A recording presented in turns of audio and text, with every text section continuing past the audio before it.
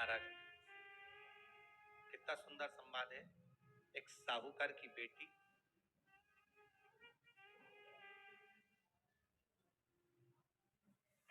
साहूकार की पुत्री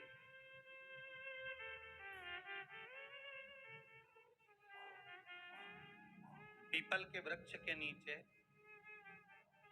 बेलपत्री के वृक्ष के नीचे, आंवले के वृक्ष के नीचे प्रत्येक अमावस्या दीप लगाने जाती है। उसका नियम था।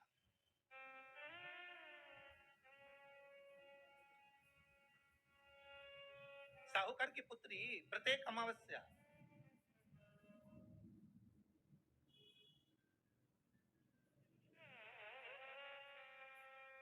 तीन दीप, एक बेलपत्री के नीचे, एक आंवले के नीचे, एक पीपल के नीचे लगाने जाते। महाराज, आज नारायण ने कृपा कर दी। और क्या कृपा करी कि आज सरस्वती, पार्वती और लक्ष्मी तीनों इन वृक्षों के नीचे जाकर विराजमान हो गए। पार्वती मैया तो पहले से ही बेलपत्री के नीचे है।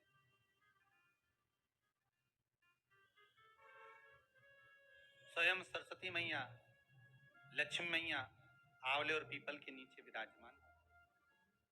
अब आज तीनों देवियों में बात हो रही है, आज तीनों देवियों में चर्चा हो रही है कि यदि आज अगर कोई दीप लगाने आया और पहला दीप जिसका लगेगा तो ये पक्का है कि मैं लक्ष्मी उसके घर में प्रवेश करूं।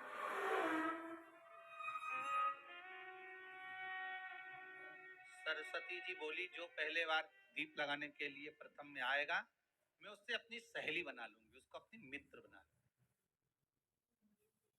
पार्वती जी बोली, जो प्रथम दीप लगाने आएगा, पार्वती जी कहती हैं, मैं भगवान शिव से कहकर उनका कल्याण करवा दूं। अब ये साहूकार की बेटी, वो साहूकार जो कहने का तो साहूकार था, धन पूर्व में बहुत था, पर अब इसके पास में कुछ भी नहीं बचा। देखिए, सुख दुख तो जीवन में चलता रहता है। आज सुख है, कल दुख है, फिर दुख है, फिर सुख है। ये जीवन में चलता रहता है। भगवान ने दिया, हो सकता है पूर्व में आपके पास में खूब धन होगा, वैभव होगा, सत्ता होगी, फैक्ट्रियां भी होंगी, दुकान भी होगा, धंधा भी होगा, पानी भी होगा, सब कुछ, सारी सत्ता आपके पास में होगी, पर समय की घड़ी किसने देखी है साहब? कौन देखा घड़ी, कौन देखा फल? इसीलिए कहते हैं ना, बार बार कहते हैं, तेरा पल पल बीता जाए, मुख से जप ले नमः शिवाय, नमः शिवाय।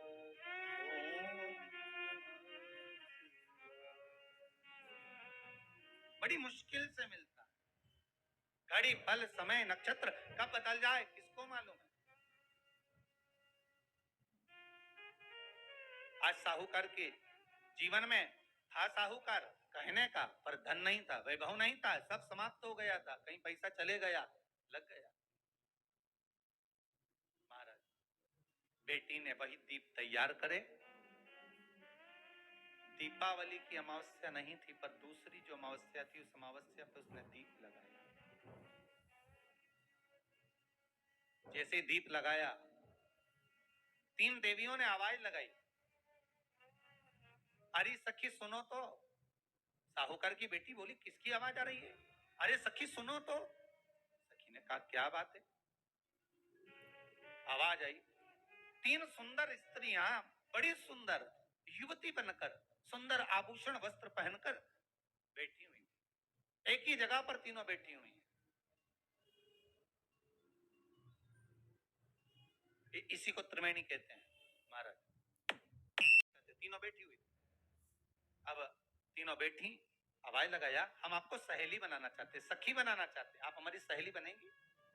अब इस साहूकार की बेटी को लगा, ये तो बहुत पैसे वाली दिख रही हैं, धनपति दिख रही हैं, और मैं तो गरीबड़ी, और ना जाने में अगर इनकी सखी बन गई तो फिर इनको क्या मुझे देना पड़ जाए, कोई भरोसा?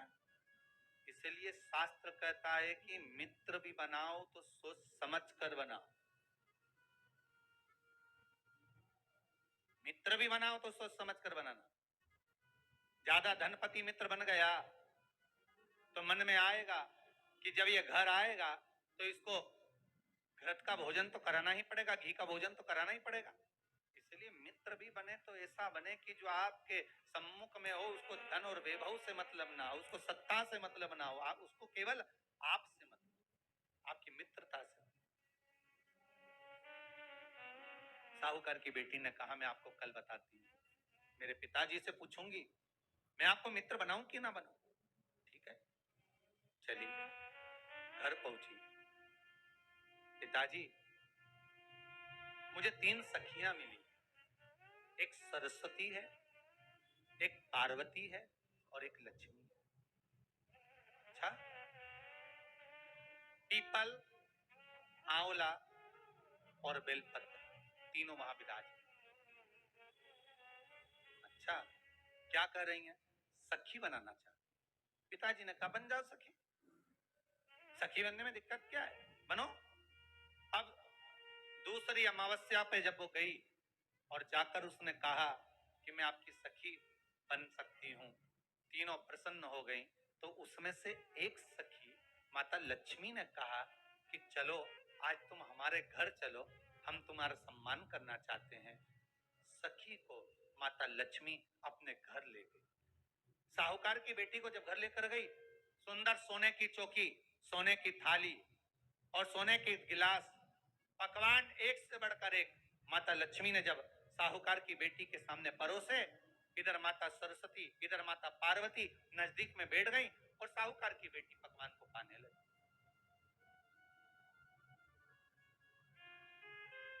साहूकार की बेटी पकवानों को पा रही है, भोजन ग्रहण कर रही है। अब भोजन करने के बाद साहूकार की बेटी चली गई।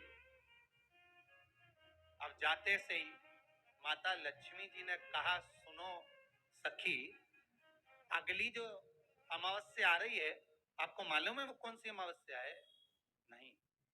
कहा दीपमालिका, दीपावली की अमावस्या, आपको मालूम है? ओहो, पर एक बात हम आपको कहें, लक्ष्मी जी बोली एक बात हम आपको कहें। हाँ बोलिए। हम चाहते हैं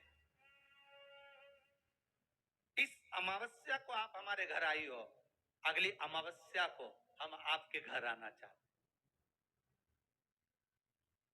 क्या आप हमें बुलाएंगी? सखी ने कहा, साहूकार की बेटी बोली अगर आपका मन है आने का तो आप आओ, मना नहीं है। साहूकार की बेटी हूं मैं। लक्ष्मी जी ने मन में सोचा ठीक है, तैयारी करो। आज साहूकार की बेटी घर पहुंची तो पिताजी ने पूछा बेटी आज बहुत देर हो गई तुझे आने में, कहाँ रह गई थी तू, कहाँ रह गई तू? बेटी कहती है 3 सखियों के घर गई थी, आने में देरी हो गई, पर मेरी सहेली माता लक्ष्मी जी कह रही हैं कि अमावस्या के दिन मैं तुम्हारे घर में आऊंगी। तो पिताजी ने कहा उसमें क्या दिक्कत है, तैयारी करो। तो पिताजी घर में अपने खाने के लिए तो कुछ नहीं, तो माता लक्ष्मी को क्या खिलाएंगे?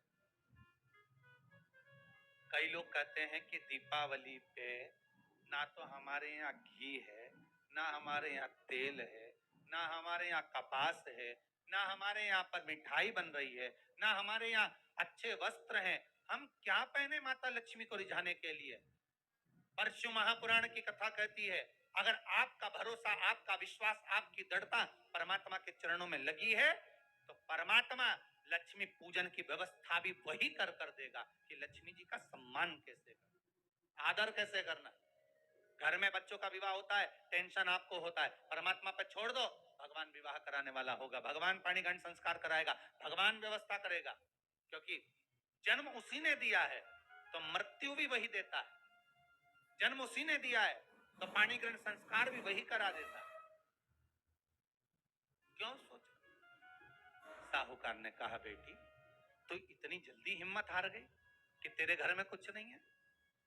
गाय का गोबर ला, लीपन कर, घर को पोंछ, कचरा उठाकर बाहर फेंकिया, पिताजी घर में तो कचरा भी नहीं है कि जिसका प्रयोग करा जाए।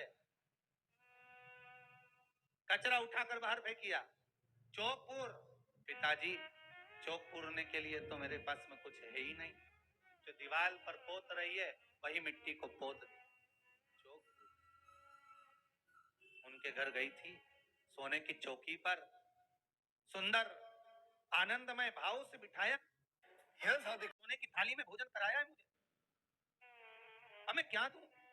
पिताजी कहते हैं अगर लक्ष्मी आपकी सहेली अगर आ रही है, बड़ी धनपति है, तो व्यवस्था भी वही करेगी। अब लक्ष्मी तो जाने की तैयारी में, सरस्वती उनके साथ जाने की तैयारी में, पर माता पार्वती नहीं गई। माता पार्वती ने कहा आज मैं नहीं जाऊंगी। क्यों? आज मुझे अमावस्या का दिन है ना, इसलिए बेलपत्री के पेड़ के नीचे मुझे रहना पड़ेगा। तो माता पार्वती बेलपत्र के पेड़ के नीचे रुक गई। अब ये दोनों जाने के लिए तैयारी करी। लक्ष्मी और सरस्वती जाने लगी, साथ में उन्होंने गणेश जी को ले लिया, रिद्धि सिद्धि को ले लिया और साहूकार के यहाँ जा रही हैं। जैसे ही साहूकार के यहाँ जा रही थी, इतनी देर में माता पार्वती को लगा कि इसके पास में जिमाने के लिए, रखने के लिए कुछ नहीं है। माता पार्वती ने एक चील का रूप लिया और उड़ती हुई एक राजकुमारी के हार को, रतन जड़ित हार को लेकर मां पार्वती गई और साहूकार के घर में उस फेंक दिया। साहूकार के दरवाजे पर जैसे फेंका,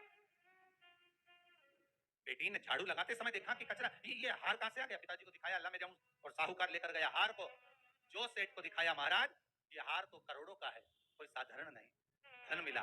धन मिला तो सबसे पहले जाकर एक सुंदर चौरंग लाया, पाटा लाया, उस पाटे पर सुंदर वस्त्र बिछाया और माता लक्ष्मी के आदर की तैयारी के लिए सुंदर सुंदर घर में पकवान बनने लगे साहब। और सुंदर सुंदर पकवान बने। जैसे ही लक्ष्मी घर में प्रवेश करी, सरस्वती प्रवेश करी, गणेश प्रवेश करे, रिद्धि सिद्धि प्रवेश करी, लक्ष्मी जी ने पहला संबोधन कहा, क्यों सखी, तू तो कह रही थी कि मेरे पास में कुछ भी नहीं, फिर इतना सारा सामग्री कहां से आ गई? सखी कहती है, मेरे पिताजी कहते थे जिसके मंदिर में दिया लगाया है, जिस वृक्ष के नीचे दिया लगाकर आई है, जहां जिस देवता को पूछ कर आई है, विपदा की घड़ी में वही देवता आकर खड़े होते हैं। ना जाने कहां से हार मिल गया, ना जाने कब प्रसाद बन गया। लक्ष्मी जी ने ध्यान लगाकर देखा कि पार्वती क्यों नहीं आई थी। समझ में आ गया कि एक सखी पूरी व्यवस्था करने में लग गई थी। ऐसी है मेरी माँ लक्ष्मी, ऐसी है माँ पार्वती, ऐसी है माँ सरस्वती। उनकी आराधना। 3 दिन से आप पाटा लगाकर पूजन कर रहे हो,